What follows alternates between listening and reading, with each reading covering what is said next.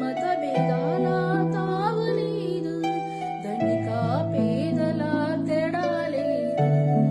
కుల మత భేదాల తావులేదు, ధనిక పేదల తేడా లేదు. ప్రజల సంక్షేమమే ప్రభుత్వ లక్ష్యమని చాటి చెప్పిన రాజ్యాంగము. ప్రజల సంక్షేమమే ప్రభుత్వ లక్ష్యమని చాటి చెప్పిన రాజ్యాంగము. మన భారత రాజ్యాంగము బలమైన రాజ్యాంగము. మన భారత రాజ్యాంగము బలమైన రాజ్యాంగము, తీటైన రాజ్యాంగము.